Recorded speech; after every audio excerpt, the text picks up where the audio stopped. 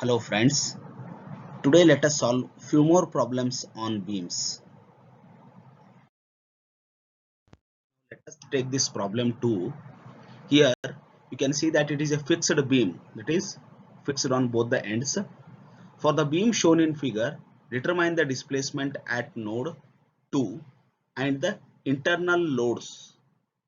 Take Young's modulus E is equal to 210 gigapascal and cross section of the beam, that is breadth of the cross section is 0.2 meter and height of the cross section is 0.4 meter. It is a rectangular beam. Okay, and total span is 6 meter. Hence 3 meter from here to here and 3 meter from here to here is specified in the problem. Hence let us divide this body into two finite elements, because here you can see that there is a node at force at node 2. Hence here there is a force. Due to that, what happens, we should place a node wherever there is a application of load. Okay, hence here this is node 2 and here this is node 3. Hence we have to use two elements, from here to here one element and here to here another element. So this is the finite element model of the this beam. So q1 and q2 are the displacements at node 1. q1 is the vertical displacement and q2 is the rotation or slope at node 1. Similarly, Q3 and Q4 are corresponding for node 2 and Q5 and Q6 are the corresponding displacements for node 3. Here the moment of inertia I is equal to, for a rectangular cross section we know that it is BH cube by 12. Hence B is given as 0.2 meter and H as 0.4 meter. Hence we will get 1.067 into 10 raised to minus 3 meter raised to 4. Now first step is to discretize the body into finite number of elements, that is create finite element model that we have created. Then the next step is to write down the element stiffness matrix for each element separately. So this is the expression for element stiffness matrix for a beam element. And again, as the cross sectional area, length and the Young's modulus or material of the complete beam is uniform, hence EI by LE cube is same for both the elements. Hence EI by LE cube is equal to 8.3 into 10 raised to 6. And as length, cross sectional area and material of both the elements are beam of the beam are same, hence element stiffness matrix will also be same. That is K1 is equal to K2 is equal to 8.3 into 10 raised to 6, this 4 by 4 matrix. Now we have to assemble this K1 and K2 to obtain the assembled or global stiffness matrix. Again, K is of order 6 by 6 because there are 3 nodes in the problem and at each node 2 degrees of freedom. So totally 6 degrees of freedom in the problem. So capital K is of the order 6 by 6.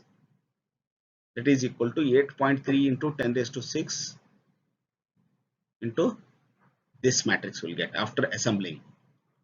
Then we have to take the equilibrium equation, that is K into Q is equal to F. 8.3 is common into 10 raised to 6 for into this K into Q is equal to F.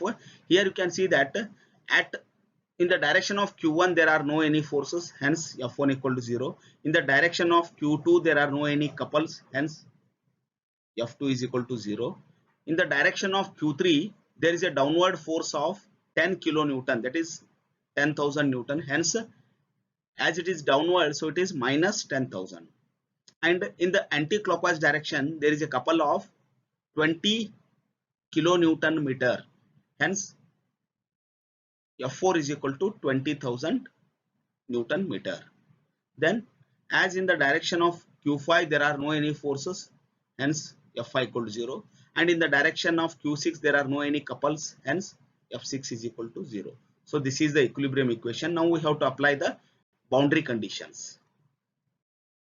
The boundary condition in this problem are, as node 1 and node 3 are completely fixed, hence Q1 is equal to 0, the vertical displacements at both Q1 and at node 1 and the slope at node 1, that is q1 and q2 both are equal to 0. And similarly at node 3, as the node 3 is also completely fixed, hence the vertical displacement and the slope both, that is q5 and q6, are also 0.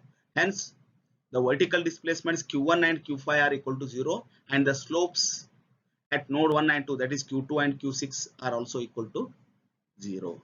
Hence by using the elimination approach to handle the boundary condition, corresponding to q1 equal to 0, we have to eliminate first row, first column. Corresponding to q5 equal to 0, we have to eliminate fifth row, fifth column. Corresponding to q2 equal to 0, we have to eliminate second row, second column. Corresponding to q6 equal to 0, we have to eliminate sixth row and sixth column. Then the remaining are 8.3 into 10 raised to 6 into bracket 24, 0, 0, 72, q3 and q4 is equal to minus 10,000 plus 20,000. Hence there are two equations and two unknowns. We can easily find q3 and q4 as q3 is equal to minus 50.22 into 10 raised to minus 6 meters, that is in the downward direction, deflection in the downward direction, and q4 is equal to 33.48 into 10 raised to minus 6 radian, that is the slope in anti-clockwise direction.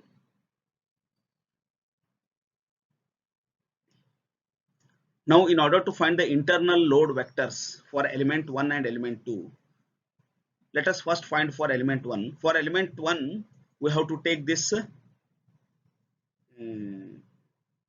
force matrix for corresponding to element 1, that is F1, M1, F2, M2 at element 1 is equal to, this is the element stiffness matrix for element 1, this is the expression for internal load vectors, that is element stiffness matrix for element 1 into its corresponding degrees of freedom, that is q1, q2, q3 and q4 for element 1.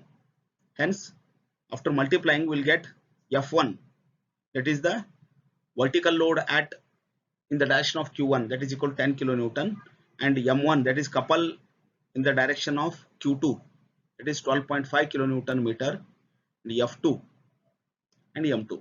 Internal load means due to the application of external loads, what are the internal loads that are produced in the beam, those are called at each nodes or each supports, those are called as internal loads. Okay. So this is the internal loads for element 1. Then similarly for the internal load vector is, internal loads are F2, M2, F3, M3, because the corresponding degrees of freedom are Q2, Q3, Q4, Q5, Q6. Hence it is element stiffness matrix for element 2 into its corresponding degrees of freedom, that is Q3, Q4, Q5, Q6. We will get it as F2 is equal to 0, M2 is equal to 2.5 into 10 raised 2.5 kilonewton meter, F3 equal to 0, and M3 equal to minus 2.5 kilonewton meter. Okay, so now let us solve this problem. So in order to solve this problem, again it is similar to that one, but only thing is we have to identify the boundary conditions and load conditions.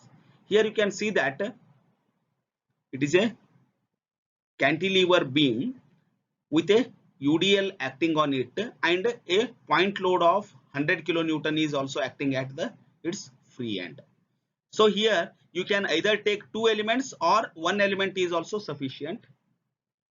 If you want more accurate results, we can go for two elements. Okay. So here let us take one element. So the corresponding degrees of freedom are Q1, Q2, Q3 and Q4. And for this beam, what are the boundary conditions? This node 1 is completely fixed, hence Q1 equal to 0 and Q2 equal to 0 are the boundary condition, and remaining procedure to solve this problem will be same, that is you have to write down the element stiffness matrix, that itself is the global stiffness matrix because you have taken only one element, no need to assemble the stiffness matrix. Then the displacements are Q1, Q2, Q3, Q4 is equal to force is, you have to write down the UDL vector,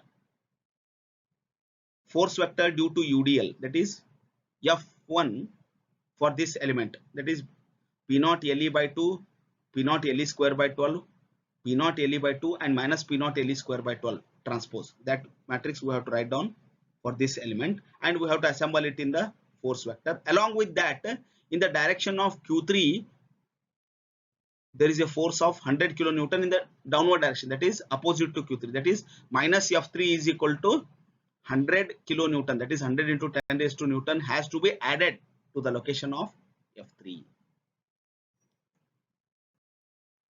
To solve this problem, it is a simply supported beam with UDL of Q0, intensity Q0 acting on Q0 per unit length acting on the complete span of the beam. Here also you can see that it is a simply supported beam. Either it may be a hinged support or it may be a roller type of support.